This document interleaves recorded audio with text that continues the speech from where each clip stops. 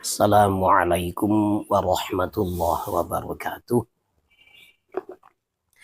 Kita buka tafsir Maroh Labid atau tafsir dari Imam Nawawi, Syekh Nawawi Al-Bantani Al-Jawi. Beliau ini mufassir termasuk ahli hadis ya. Karyanya yang fenomenal ini Tafsir Munir ya. Tafsir Maroh Labid. A'udzu billahi minasyaitonir rajim. Bismillahirrahmanirrahim.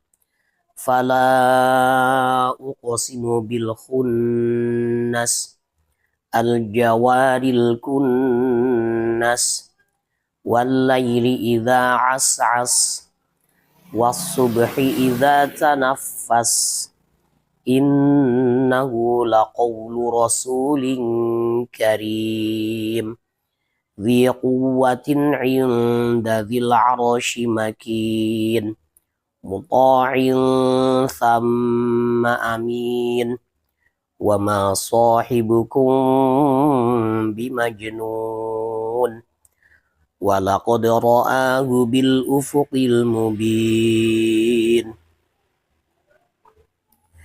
Fala uqsimu bil khunnas. Ini adalah la itu kan biasanya maknanya adalah tidak ya. Tapi di sini la adalah la zaidah. Maksudnya zaidah itu hanya ditambahkan tanpa makna. Zaidah itu memang masuk ada lafadznya, tapi makna nafinya nggak ada. Itu. Yang artinya adalah maka aku bersumpah. Itu. Bil khunnas demi bintang-bintang ya, yang kembali min akhiril falak ya. Ay bil la zaidatun fa uqsimu bil kawakibir rawaji' min akhiril falak ila akhiriha. Aku bersumpah demi bintang-bintang yang kembali dari akhir cakrawala ila awwalihi sampai awalnya allati tajri ma'asyamsi wal qamaru. Bintang-bintang ini berjalan atau di atas langit itu ya, jadi berotasi ya, beserta matahari dan bulan. Al-jawaril kunnas ini ya, yang maksudnya yang berotasi. Allati takhtafi tahta dhau'is syamsi wa hiya hadhil anjumil khamsah. Bintang-bintang tersebut bersembunyi di bawah sinar matahari. Maksudnya kalau matahari ada, mereka nggak kelihatan. Gitu. Nah di sini kok orang-orang zaman dahulu mengatakan bintang. Padahal sebenarnya yang dimaksud itu adalah 5 planet sebenarnya. Ya. 5 planet. Yang nomor 1 adalah Bahrom. Bahrom ini kalau di dalam bahasa sekarang adalah planet Mars. Bahrom ini bahasa Persia. Ya. Kalau dibahasakan Inggris itu atau istilah-istilah untuk nama-nama planet adalah Mars. Kemudian wazuhal. Ya. Wazuhalu. Zuhal ini adalah planet yang bercincin. atau planet Saturnus. Wa Utaridu. Utarid ini adalah planet Merkurius.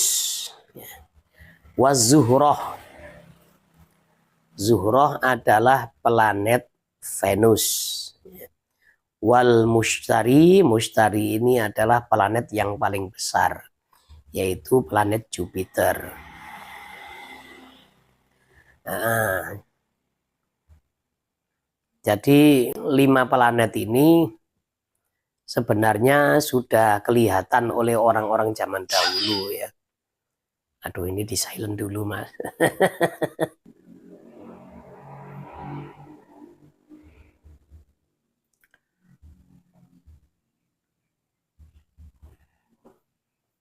Kalau bahasa kita itu membahasakan planet-planet sudah ikut barat.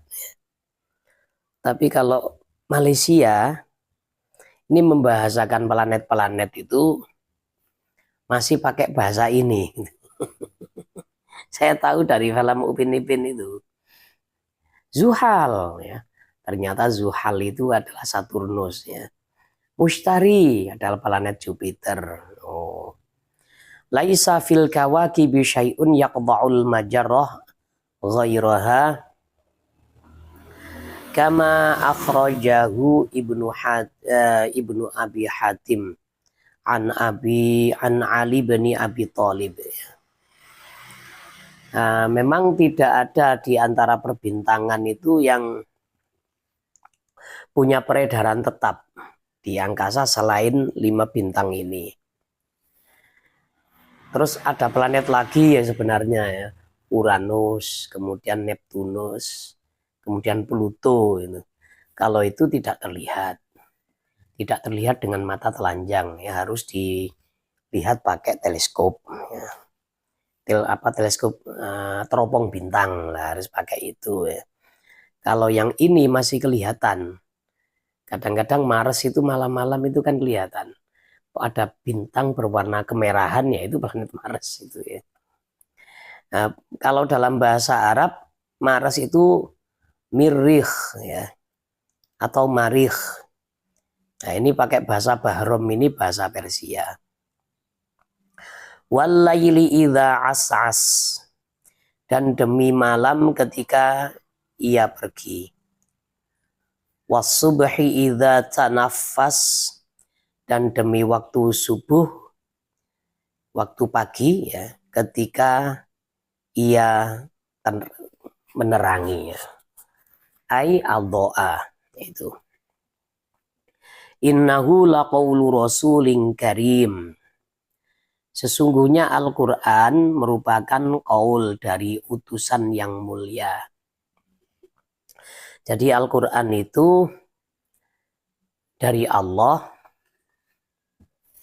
redaksinya juga Allah yang mengatur.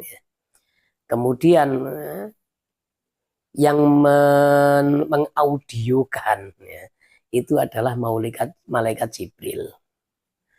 Nah, kalau Allah kan ahli sunnah wal jamaah kan sepakat ya, kita tidak tahu cara Allah berbicara. Allah berbicara kan kalau di dalam kitab Tauhid kan berbicara tidak pakai suara. Kalau pakai suara yang berarti sama dengan manusia. Entah pakai apa Allah berbicara. Ya yang jelas urusan seperti itu kita tidak boleh membahas terlalu dalam. Yang jelas wallahu a'lam gitu aja ya, yang lebih selamat. Ketika Jibril itu disuruh untuk menyampaikan wahyu Al-Quran kepada Nabi Muhammad SAW, maka malaikat Jibril ini ya, yang mengaudiokan apa yang dikehendaki Allah ya. Jadi Al-Quran itu unik. Uniknya tulisannya datangnya belakangan. Yang ada itu pertama adalah suaranya dulu. Bacaannya dulu ada, baru tulisannya datang belakangan. Maka sesuai dengan yang disyairkan oleh entah Yai Jamal atau Gus Dur itu ya. Al-Quran qadim wahyu minul yo tanpa dinulis bisa diwaca lah itu kan. Tidak tertulis tapi bisa dibaca. Kan sesuatu yang aneh ya. Banyak orang yang hafal. Dulu ketika sebelum perang Yamamah itu sahabat itu banyak yang hafal ya. Sebelum perang Yamamah melawan nabi palsu dari Najd atau Musalimah al-Kadzab, banyak sahabat-sahabat itu yang sudah hafal 30 juz mutqin. Kalau yang hafal sedikit-sedikit ya banyak. Yang hafal separuh ya ada. Dan pada waktu itu 70 hafid Al-Quran yang mutqin bacaannya terbunuh dalam perang Yamamah. Akhirnya Sayyidina Umar yang diberi ilham oleh Allah usul kepada Abu Bakar, ini Al-Quran harus ditulis. Saya takut nasib Al-Quran itu sama dengan nasib kitab-kitab samawi sebelumnya. Taurat, Injil, ya. Ketika dipalsu, keasliannya itu tidak bisa dipertanggungjawabkan. Ya.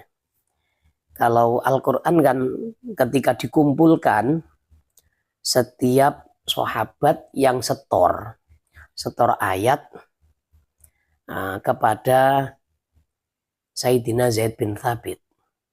Zaid bin Thabit ini adalah penulisnya.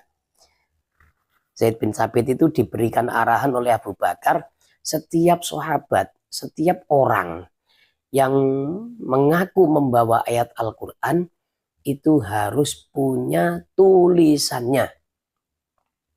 Harus punya tulisannya, dan ketika menulis wahyu itu, ketika menulis wahyu dari Rasulullah harus ada 2 saksi. Sulit memang ya. Jadi seleksinya ketat. Kata Zaid bin Thabit itu, andaikan saya disuruh memilih antara membukukan Al-Quran dengan meratakan gunung, ya lebih baik saya meratakan gunung katanya. Karena mengumpulkan Al-Quran itu lebih sulit. Salah sedikit itu tanggung jawabnya besar nanti di akhirat. Kalau ada kemasukan ayat-ayat palsu, lah itu nanti konsekuensinya atau resikonya sangat besar sekali. Ya, akhirnya satu persatu sahabat, ya alhamdulillah memang Al-Quran itu ayatnya mutawatir. Mutawatir itu setiap ayat itu pasti didengar oleh sahabat dari Rasulullah langsung, dan yang mendengar itu lebih dari 10 orang. Itu. Kalau riwayat ahad kan yang mendengarkan kan cuma 1. Ada hadis itu hadis ahad ya. Innamal a'malu binniyat. Itu yang meriwayatkan hanya Sayyidina Umar bin Khattab. Ada hadis itu hadis masyhur. Masyhur itu kriterianya berapa orang gitu ya. Tapi kalau mutawatir ini 10 orang ke atas. Kriterianya hadis itu. Dan semua ayat Al-Quran itu semuanya mutawatir. Tidak ada Al-Quran yang ayatnya itu ahad. Jangankan ahad, yang masyhur, yang kurang dari 10 orang itu nggak ada. Nah terus untuk tata letaknya, awal adalah Fatihah. Kan Al-Quran itu diturunkan bukan langsung 1 surat, bukan. Tapi beberapa ayat. 1-2 ayat itu turunnya Al-Quran seperti itu. Seperti awal turunnya Al-Quran adalah surat Al-Alaq. Al-Alaq ini kan Iqra bismi rabbikal ladzi khalaq. Ya. Apakah turun langsung fasjudu waqtarib sampai habis? Enggak. Tapi turunnya 5 ayat cuma. Setelah itu turun berapa ayat ya. Kemudian yang mengatur tata letaknya, ini ditaruh di sini, ini termasuk surat ini. Kemudian surat ini setelah surat ini, itu yang nggak sembarangan. Yang mengatur itu Rasulullah ya. Yang mengatur, jadi Al-Quran ayat-ayatnya, urutannya, munasabahnya itu yang ngatur adalah Rasulullah. Dan Rasulullah ya bukan kehendak sendiri, tapi pasti dari Allah Subhanahu wa Ta'ala ya. Nah, ketika beliau itu habis turun ayat habis mendapat wahyu, beliau pasti bilang do' nah, inda hadhihi do' fi kadza au kama qala Rasulullah, letakkan ayat ini di sini, di sini, di sini, di belakang ayat ini. Itu pasti beliau bersabda seperti itu. Nah, ini diaudiokan oleh malaikat Jibril. Malaikat Jibril itu paham dengan apa yang dikehendaki Allah, maka malaikat Jibril inilah yang memperdengarkan Al-Quran kepada Rasulullah Shallallahu Alaihi Wasallam. Jadi malaikat Jibril ini Rasulin Karim, di sini yang dimaksud adalah malaikat Jibril. Nah, jadi jangan sampai dikatakan utusan yang mulia, dianggap ini adalah Rasulullah. Bukan ya, ini adalah malaikat Jibril. Malaikat Jibril itu gurunya Nabi Muhammad Sallallahu Alaihi Wasallam. Ai inna hadzal ladzi akhbarakum bihi Muhammadun min amri sa'ah ala ma dzukira fi hadhis surah laisa bikahanatin wala dhannin wala ifti'alin innama huwa qaulu Jibrila atahu bihi wahayya ata bihi wahyan min indillah. Maksudnya adalah kabar-kabar yang disampaikan oleh Rasulullah. Ini kan dari awal kan ayatnya itu idza syamsu kuwirat ya, tentang hari kiamat itu. Ini merupakan wahyu yang disampaikan oleh malaikat Jibril. Jadi bukan ramalan. Bikahanah bukan ramalan ya, bukan bedek-bedekan, itu bukan ya. Bukan hasil dari kerja paranormal. Jadi hati-hati nanti ya, kalau ada misalkan ya ketemu hadis tentang akhir zaman, kita kalau membahasakan jangan sampai ini sudah diprediksi oleh Rasulullah, keliru, jangan. Kalau prediksi itu kan berarti ramalan ya. Ini sudah dikabarkan, nah gitu harusnya ya. Mas, tolong pundutno kopi ku mas, kopi di meja.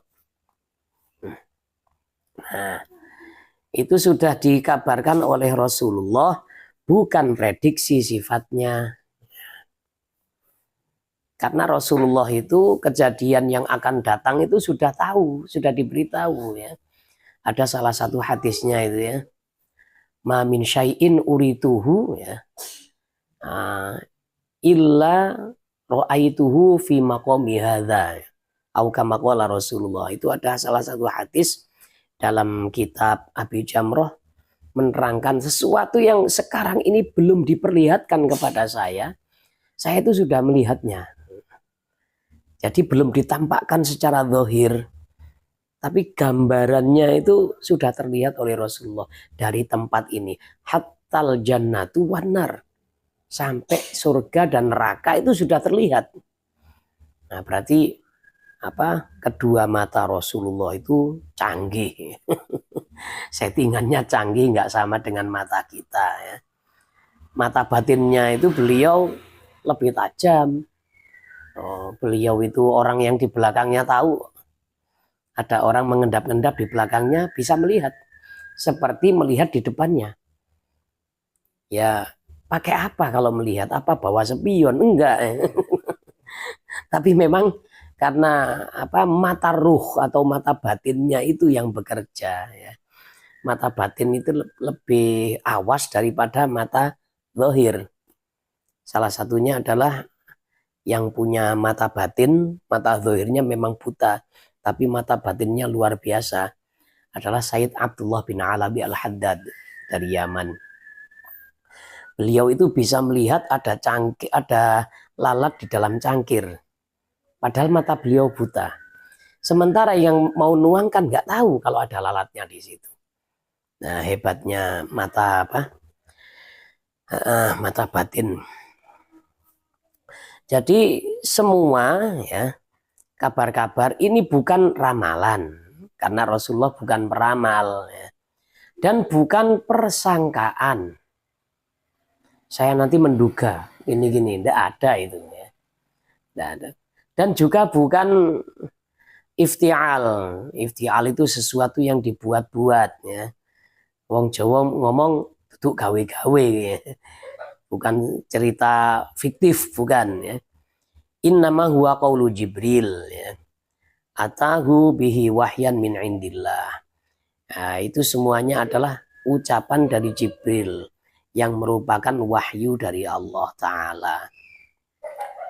Au annal Qur'an la qawlu Jibrila nazala bihi ila Muhammadin min jihatillahi Ta'ala. Atau sungguhnya Quran, kalau yang di depan itu adalah yang tafsiran tadi, yang dimaksud adalah ayat mulai pertama dari surat At-Takwir ini ya. Tapi kalau yang tafsir yang di belakangnya ini atau ini ya, itu Al-Quran secara keseluruhan, jadi lebih luas. Al-Quran itu adalah qaul dari atau ucapan dari malaikat Jibril yang berasal dari Allah, yang diturunkan kepada Nabi Muhammad. Fahuwa Rasulullahi ilal anbiya. Jadi malaikat Jibril itu adalah utusan Allah untuk para nabi. Kalau para nabi, para rasul yang ada di dunia ini kan untuk umatnya. Tapi kalau malaikat Jibril, rasul untuk para nabi atau rasul untuk para rasul, ya gitu ya. Wa huwa karimun li'annahu yu'ta afdhalal 'ataya wa huwal hidayah. Ini malaikat yang paling mulia, afdhalul malaikah adalah Jibril ya. Karena beliau ini diberi sesuatu ya, diberi pemberian yang paling utama, yaitu diberi hidayah. Maksudnya tugasnya adalah menyampaikan hidayah, menyampaikan Al-Quran. Nah, Al-Quran ini petunjuk. Petunjuk yang membuat orang itu akan terselamatkan dari kesesatan, terselamatkan dari api neraka. Nah ini kan tugas yang mulia.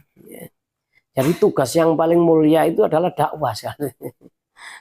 Apa pekerjaan yang paling mulia itu adalah mengajak orang untuk selamat dari api neraka. Nah ini adalah tugas Jibril. Kalau yang malaikat lain misalkan ya, mengatur hujan, itu kan hanya sebatas ketika dunia masih ada, atau menanyakan pertanyaan-pertanyaan di kuburan, mungkar nakir gitu. Itu kan ya efek menyelamatkan manusia kan nggak ada, menyelamatkan dari api neraka kan nggak ada. Tapi kalau Jibril karena membawa Al-Quran, Al-Quran itu adalah sesuatu yang mulia, maka jelas pembawa sesuatu yang mulia pasti juga mulia itu ya. Dzi quwwatin ay syiddatin, yang punya kekuatan. Kekuatannya luar biasa ya.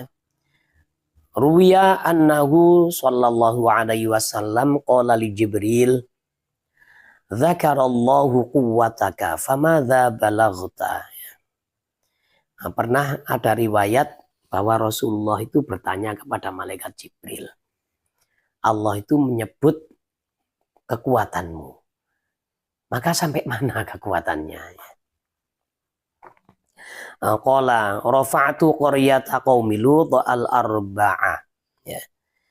Rafa'tu qaryati qaumi Lut al-arba'ah ala qawadimi janahi. Ya.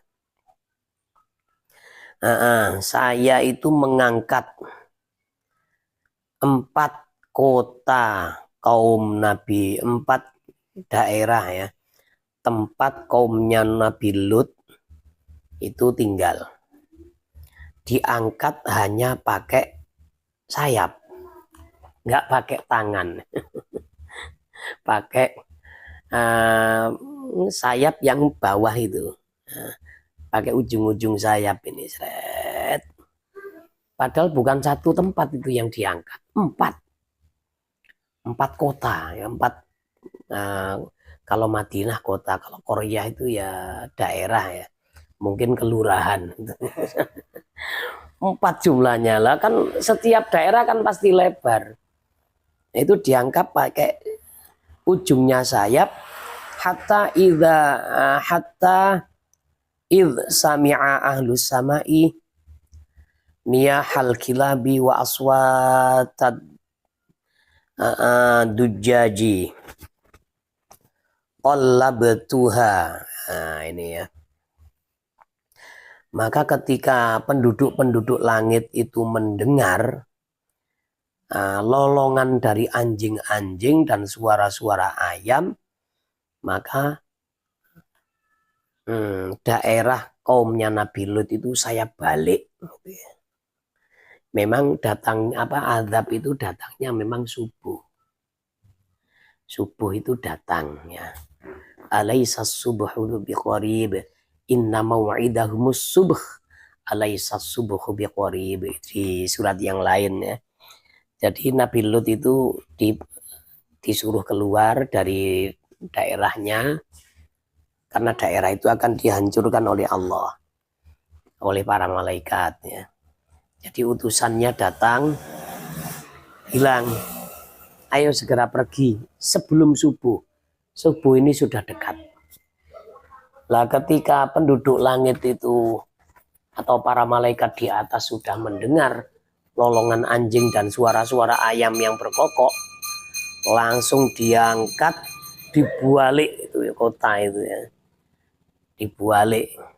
Bukan hanya diangkat, dibalik, dihujani batu. Batu dari neraka ya. Ya karena maksiatnya itu sudah kelewat batas. Pelopor LGBT. Nah itu.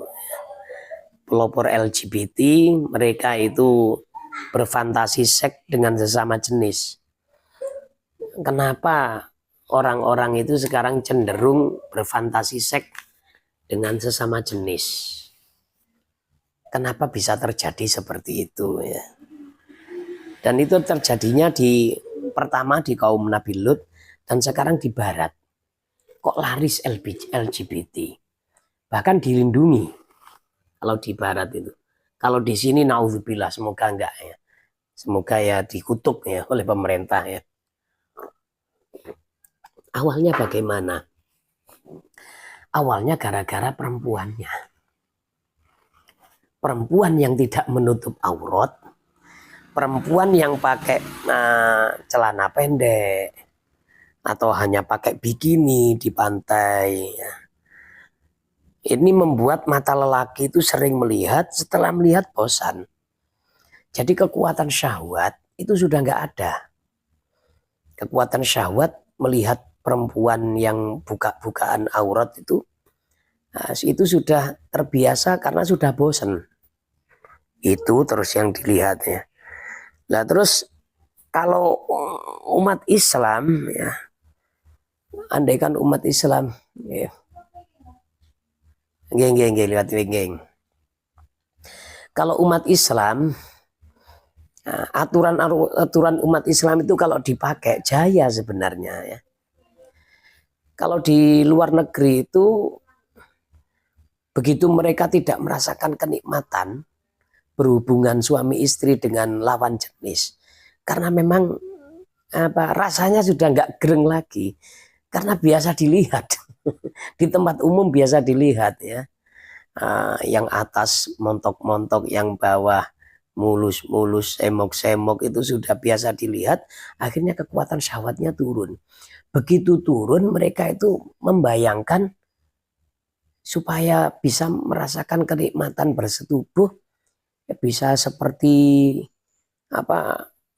kodratnya bagaimana itu. Akhirnya fantasinya adalah dengan sesama lelaki. Nah ini sudah kelewat batas. Jadi adat istiadat atau kelakuan orang barat itu sebenarnya akan menghancurkan mereka sendiri. Nah, karena kalau berhubungan seks tanpa syahwat yang tinggi sulit untuk punya anak. Ya. Paling-paling ketika kurang syahwat, maka biasanya sang lelaki itu editansil, ejakulasi dini tanpa hasil, biasanya gitu.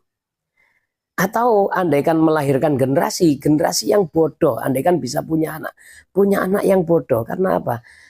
Kekuatan dari hubungan seksualnya itu, kekuatan syahwatnya nggak ada itu. Sementara saya pernah baca, kalau ingin punya keturunan yang cerdas, jadi ketika berhubungan suami istri itu syahwatnya harus menggebu-gebu.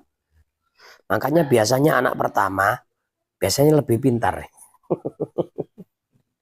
Lebih pintar daripada anak kedua ya. Itu. Karena ketika kita itu menikah ya, begitu masuk dalam kamar bertemu dengan lawan jenis, sesuatu yang biasanya ditutupi kok dibuka, wah itu dahsyat itu ya. Orang Jawa bilang kemaruk itu akhirnya. Rakus betul, dahsyat.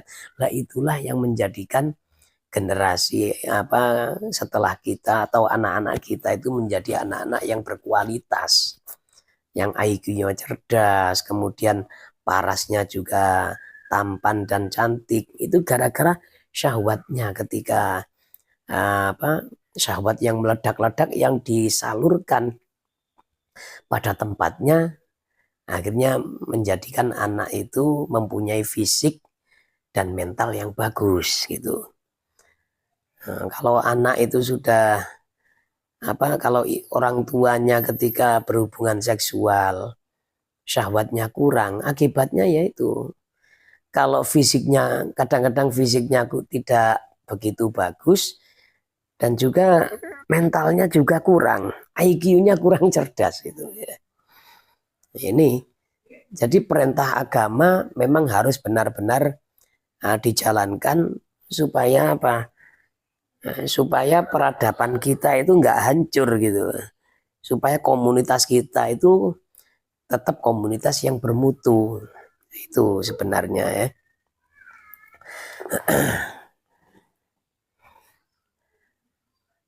Mana ini tadi?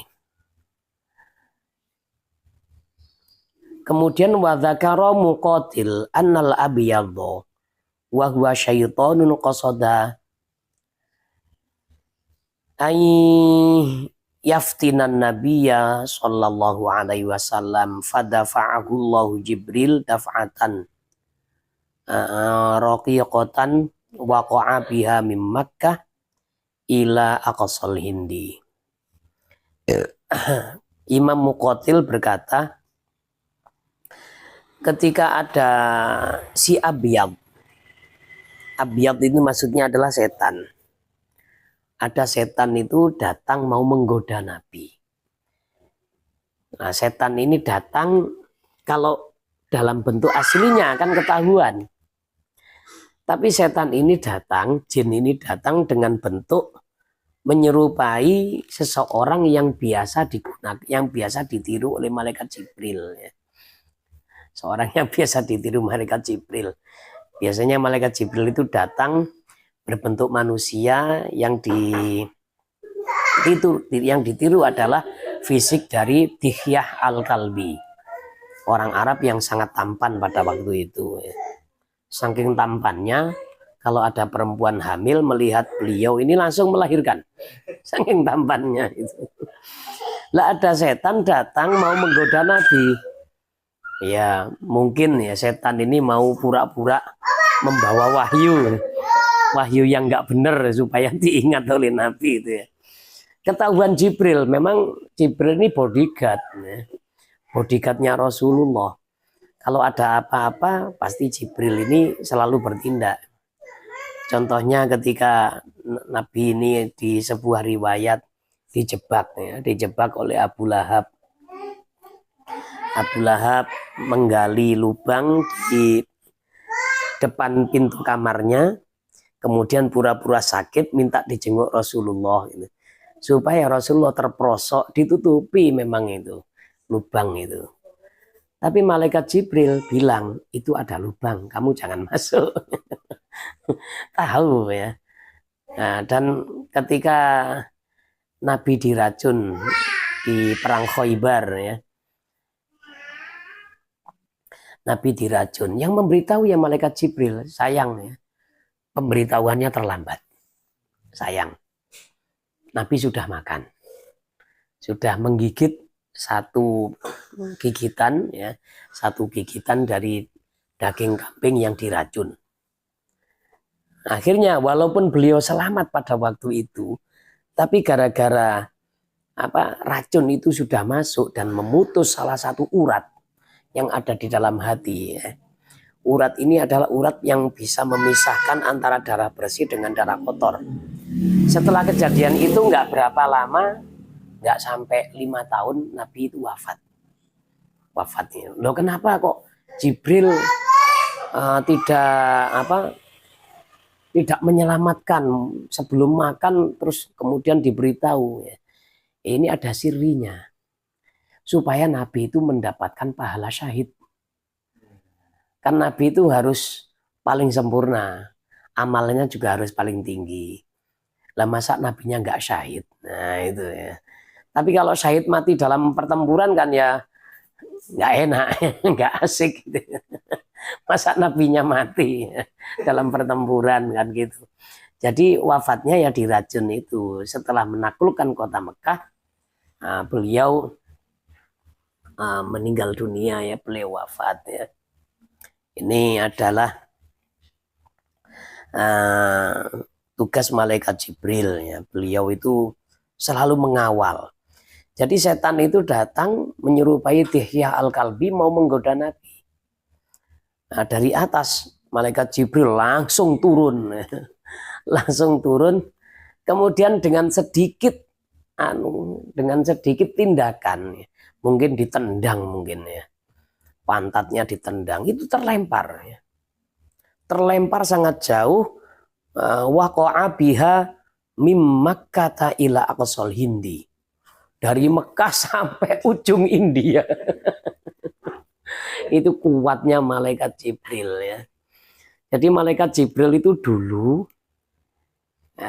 malaikat Jibril itu ketika beliau bertugas ya, zaman masih ada para nabi dan para rasul, tugasnya itu selain menyampaikan wahyu juga ada tugas lagi, eksekutor ya. Beliau itu menjadi eksekutor azab. Nah, contohnya yaitu kaumnya Nabi Lut. Nah, kemudian kaum Samud itu juga mereka ini punahnya gara-gara malaikat Jibril juga. Malaikat Jibril berteriak ya di atas kota kaum Samud itu, kota Petra kalau nggak salah di Jordania beliau. Di Jordania atau bahasa Arabnya Urdun. Jordania itu Urdun ya. Beliau itu berteriak di atas kota orang-orang kaum Samud. Di situ kan orang kaum Samud itu memang bangsa cerdas ya. Mereka mempelajari kepunahan atau kebinasaan kaum-kaum sebelumnya.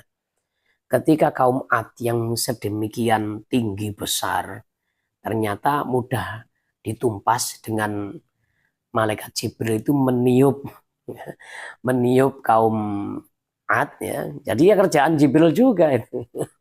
Ditiup, akhirnya angin topan itu datang, mereka terbang kemudian jatuh dan mati.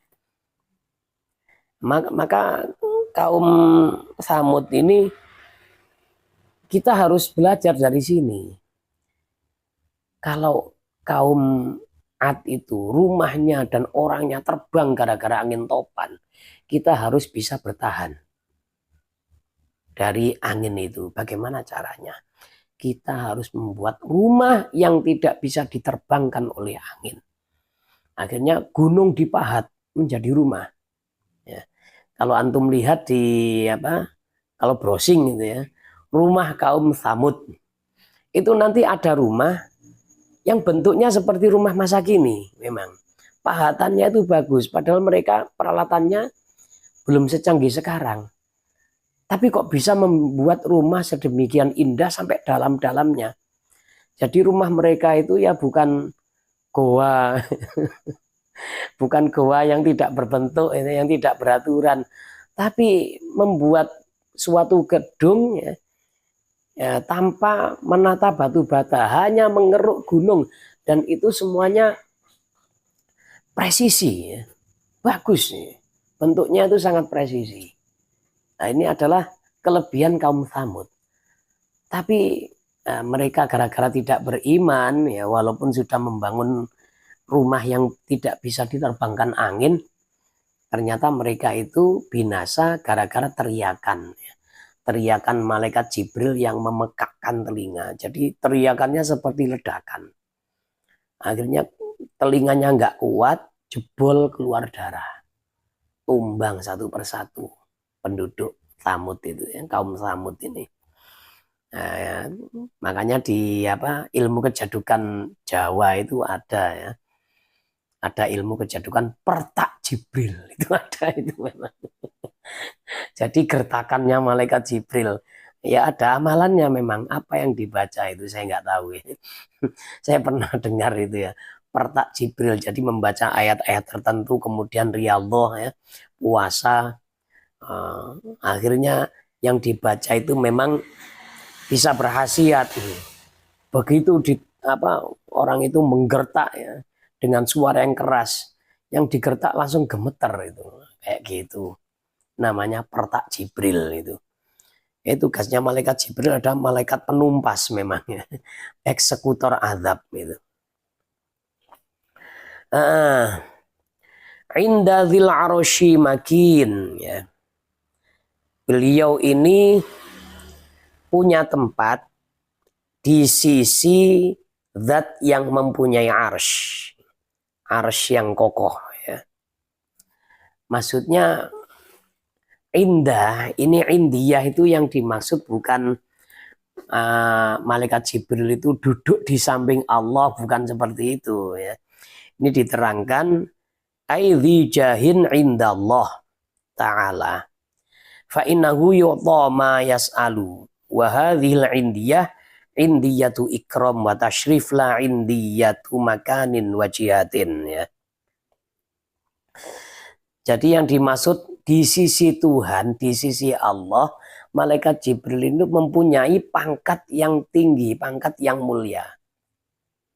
Misalkan, ya, ada orang namanya Pak Fulan, merupakan tangan kanan dari bupati. Apakah Fulan itu nempel terus dengan bupati? Kan enggak, ya. Maksudnya adalah orang kepercayaan, ya, tangan kanan itu kan seperti itu.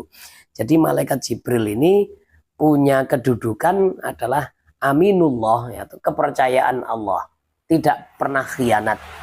Memang diciptakan untuk selalu amanah, ya. Tidak ada sifat khianat dari malaikat Jibril. Muta'in sama amin, muta'in ditaati, ya. Ai fis samawati fatudhi'uhul malaikah fa innahum yasduruna an amrihi wa yarji'una ila ra'yihi. Malaikat-malaikat yang di langit semuanya tunduk, semuanya patuh pada malaikat Jibril. Mereka itu pasti melakukan sesuatu itu diperintah malaikat Jibril dulu. Nah, terus bagaimana? Apakah malaikat Jibril memerintah seenaknya saja? Enggak. Malaikat Jibril, yang namanya malaikat itu kan nggak punya nafsu. Kalau nggak punya nafsu berarti nggak kreatif, gitu loh. Nggak punya pikiran aku sekarang harus ngapain. Tapi selalu menunggu perintah, gitu. Kalau punya nafsu kan kreatif. Misalkan lagi sendirian manyun, ya, bengong, ngapain ya? Akan kreatif kalau orang punya nafsu.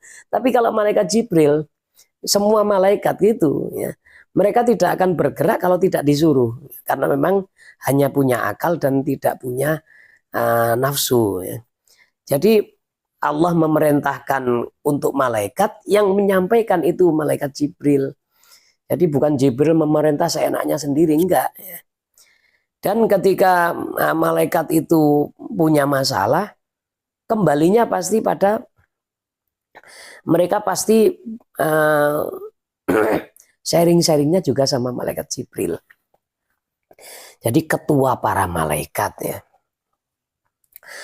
Amin, aminin ala wahyillah wa risalatihi qad asamahu Allahu minal khiyanah wa zalal. Jadi malaikat Jibril itu adalah malaikat yang terpercaya untuk menyampaikan wahyu. Wahyu yang diterima dari Allah itu disampaikan apa adanya tanpa ada pengurangan dan penambahan. Itu namanya amin. Terpercaya betul ya. Dan dalam Islam kan harusnya seperti itu. Kalau meriwayatkan hadis harusnya pas. Tanpa mengurangi kata-kata Rasulullah dan tanpa menambahi. Nah ini malaikat Jibril ya seperti itu. Jadi diperintah ini sampaikan kepada Nabi. Disampaikan sama persis dengan apa yang dikehendaki Allah. Tidak ada yang disembunyikan, nggak ada. Semuanya yang diperintahkan Allah itu pasti disampaikan. Dan beliau ini kredibilitasnya itu sangat diakui, anti khianat dan anti keliru. Lah kalau ada malaikat keliru lah gawat. Nah, misalkan ya fankihu ma tabalakum minan nisa'i mathna wa thulatha wa ruba' ya. Oh, ada ayat seperti itu ya, nikahlah 4 ya. 2, 3, 4. Terus malaikatnya lupa. Akhirnya salah menyampaikan ya. 4, 6, 7 lah gawat nanti. Tadi apa ya lah, itu repot ya. Wa ma sahibukum bimajnun, dan kawanmu ini bukan orang gila. Ai nabiyukum Muhammadun ya ma'asyara Quraisy. Nah, nabimu atau kawanmu ya. Jadi memang khitabnya ini adalah untuk kafir-kafir Quraisy. Karena memang nabi itu terlahir di situ. Nabi itu kawannya orang Quraisy. Nabi itu bangsa Quraisy, ya. Bangsa Arab yang termulia, yang paling terpandang, ya. Karena memang isinya orang-orang mulia. Gitu. Kenapa mereka itu dimuliakan? Ya karena memang akhlaknya memang mulia. Bangsa Quraisy itu mayoritas, ya, akhlaknya. Nah, jadi kalau dari mbah-mbahnya Rasulullah itu semuanya orang-orang baik dan berharismatik ya. Harismatik dan berwibawa. Contoh ya, mbah beliau atau kakeknya yang bernama Abdul Muthalib ketika menghadap Abrahah yang mau menghancurkan Ka'bah, tentara itu minggir semuanya. Minggir semuanya. Berharisma ya, dan berwibawa memang. Sampai Abrahah itu ya heran nih. Ini ada orang kok wibawanya besar ya. Tentaranya minggir semuanya. Surat-surat semuanya tertunduk ya. Segan. Kayak raja. Ya padahal ya cuma kepala suku. Nggak punya kerajaan. Nah itu. Ketika meminta ontanya dikembalikan. Saya mau mengambil onta saya yang diambil oleh tentaramu. Loh, kamu tidak menghalangi saya untuk menghancurkan Ka'bah? Kalau Ka'bah itu sudah ada yang memilih, sudah ada yang melindungi. Kalau saya ya adalah pelindung onta saya, diambil itu. Jadi kakek-kakeknya Nabi itu semuanya adalah orang yang berharisma ya, harismatik dan berwibawa semuanya itu. Nah itu semuanya dari suku Quraisy. Ya Quraisy itu ya salah satu kakeknya Rasulullah namanya Quraisy. Ya, kan ada ya Quraisy itu, Qusay itu ada ya dari silsilah Rasulullah itu, dari Abdullah, Abdul Muthalib, Abdi Manaf, kemudian ada yang Qusay, ada yang Quraisy itu ada memang. Ya, itu orang-orang mulia. Ya. Nabi itu dari suku Quraisy, makanya di sini dikatakan sohibukum, ya.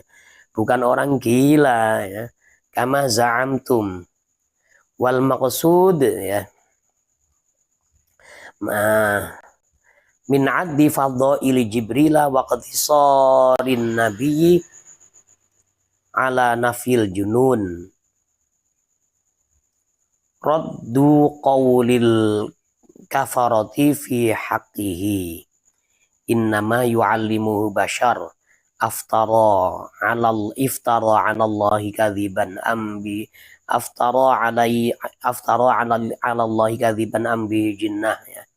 Lal muwazanah bainahuma.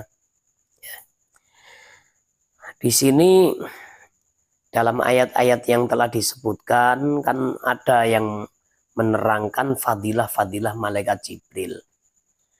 Kemudian ketika menerangkan Nabi, ketika Allah itu menyinggung Nabi, kok hanya satu komentar.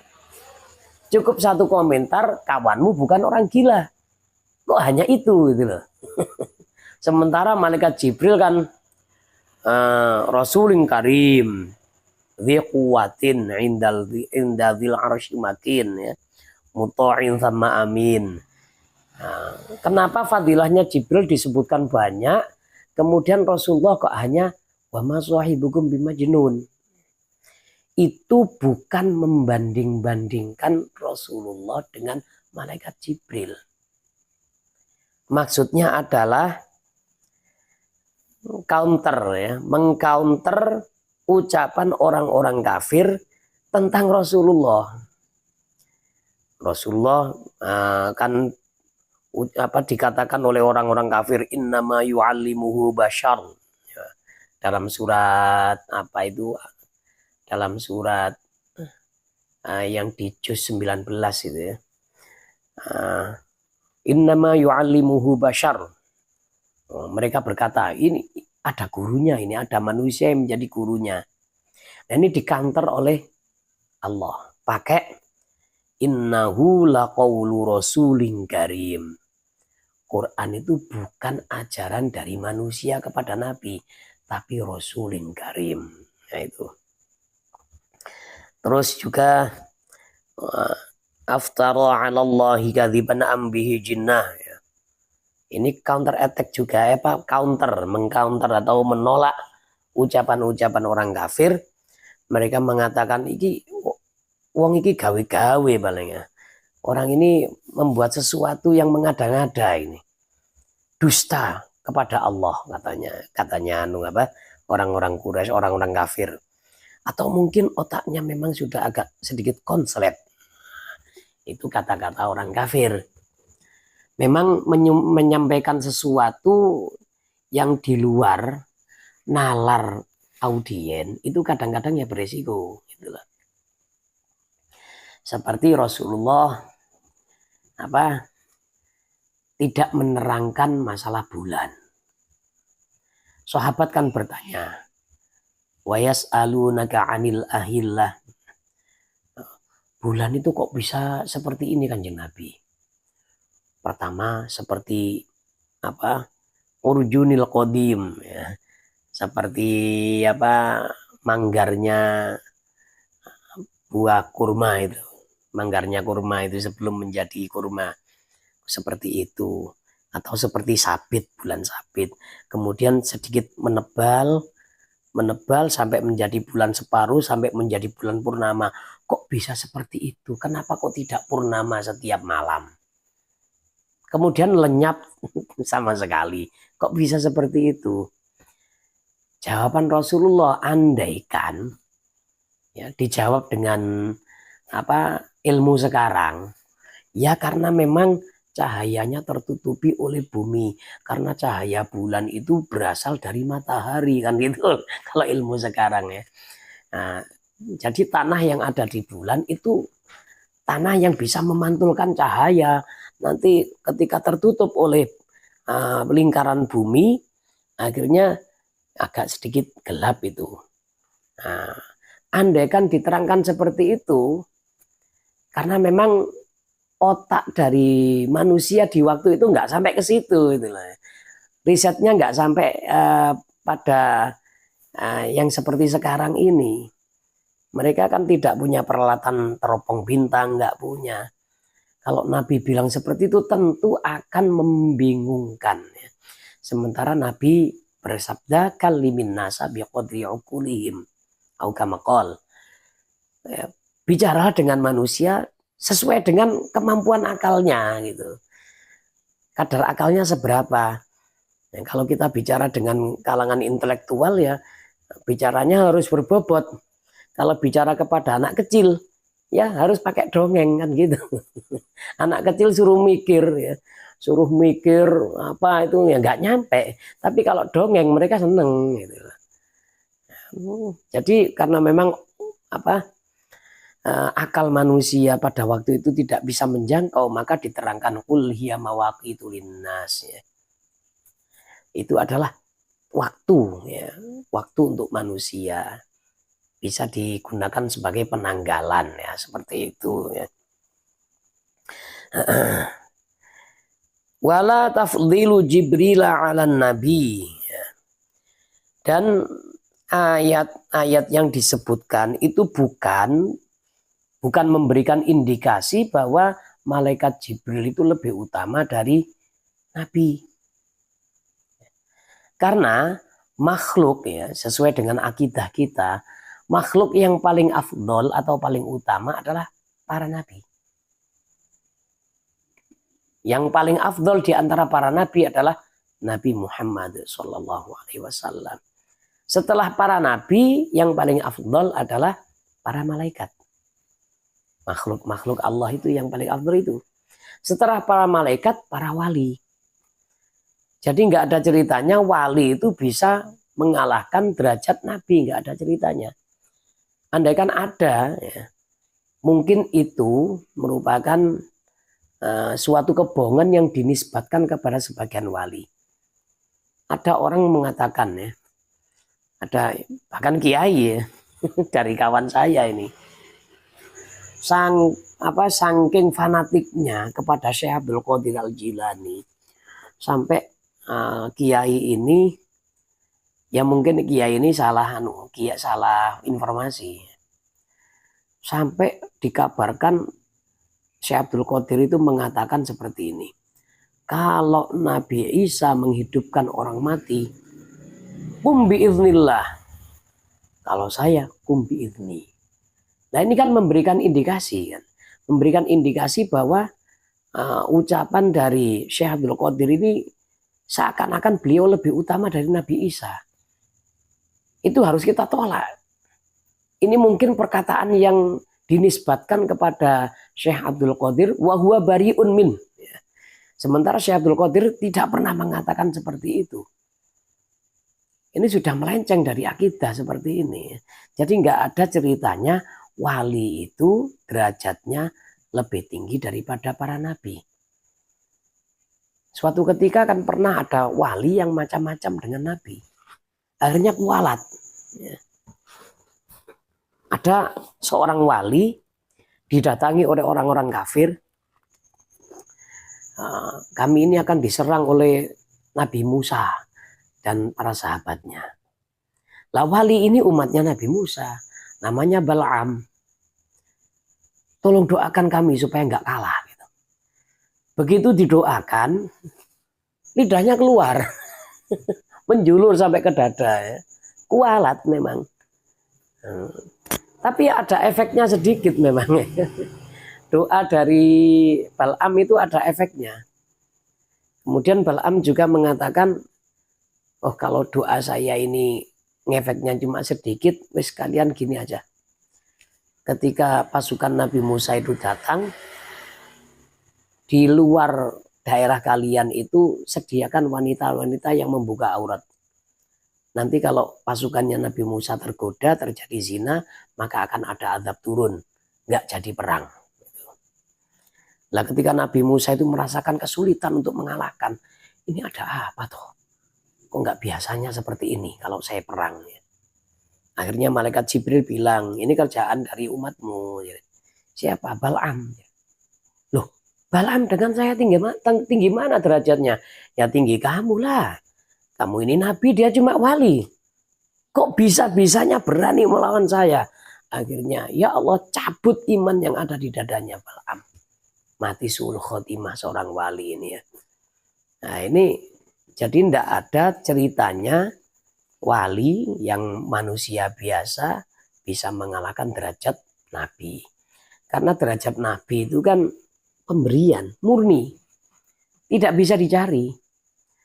Seberapapun kuat riyadhah seseorang, walaupun dia itu qiyamul lail mulai dari awal isya sampai subuh setiap hari sampai berpuluh-puluh tahun, nggak akan pernah mencapai derajat sebagai nabi. Jadi nabi itu ya sudah murni pilihan Allah. Oh, Nabi Harun loh diangkat jadi nabi itu ya pertama nggak ngapa-ngapain kok. Gara-gara Nabi Musa beliau nggak riyadhah, nggak apa ya. Beliau hanya di rumah dengan ibunya, dengan kakak perempuannya. Nabi Musa ada di kota Madian ya, pulang dari Madian, kemudian di atas bukit melihat api, lalu beliau ini diangkat menjadi nabi. Maka Nabi Musa, tolong angkat kakak saya juga dong. Nabi Harun sebagai asisten yang bisa menjelaskan, karena lidah saya ini nekuk. Lidah saya ini seperti terikat gara-gara pernah menelan bara api semasa kecil. Lah ini nggak ngapa-ngapain di rumah, nggak puasa sampai puluhan tahun, enggak. Lagi diem tiba-tiba jadi nabi. Ya memang nabi itu memang ada potongannya sudah ya. Ada potongan sebagai nabi itu ada, ciri-cirinya ada. Nabi kita Nabi Muhammad Shallallahu Alaihi Wasallam ya, itu kan ketika ada seorang pendeta melihat ya, di matanya ada tanda-tandanya itu. Di antara kedua mata ada tanda-tanda. Ini tanda-tanda Nabi. Nah, itu. Apakah di antara kedua belikatnya itu ada? Oh ya ada. Oh itu berarti Nabi. Jadi memang sudah karunia bawaan lahir Nabi itu ya. Nabi itu rata-rata diangkat di umur 40. Hanya ada 2 Nabi yang diangkat mulai dari kecil. Yaitu Nabi Yahya dengan Nabi Isa alaihi wassalam ya. Wa atainahul masobiyya. Ketika masih kecil dijadikan nabi, 2 nabi ini ya. Jadi nabi yang muda belia itu Nabi Isa dengan Nabi Yahya ya.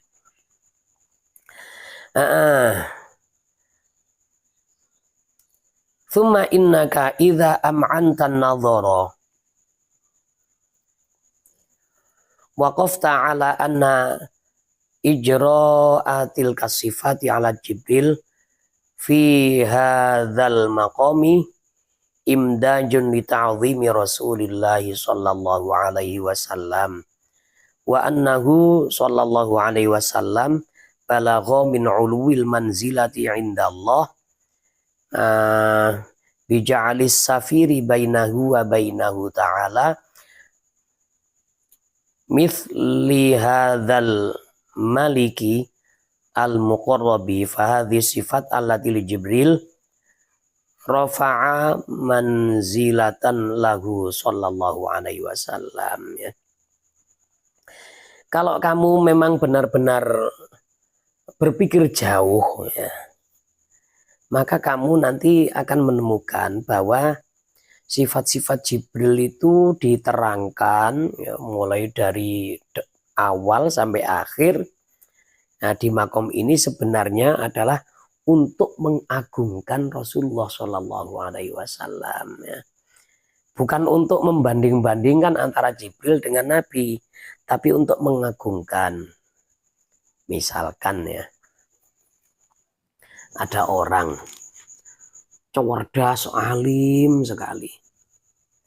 Kemudian muridnya siapa itu? Muridnya Said Muhammad. bin Alawi al-Maliki. Lah derajatnya kan tambah terangkat. Wah termasuk anu ini, Hayatus Sofwah. Termasuk anu ini, termasuk apa? Murid-muridnya Said Muhammad. Lah kan atau muridnya Mbah Maimun. Lah berhubung gurunya adalah orang hebat, maka murid yang dinisbatkan kan derajatnya lebih terangkat gitu.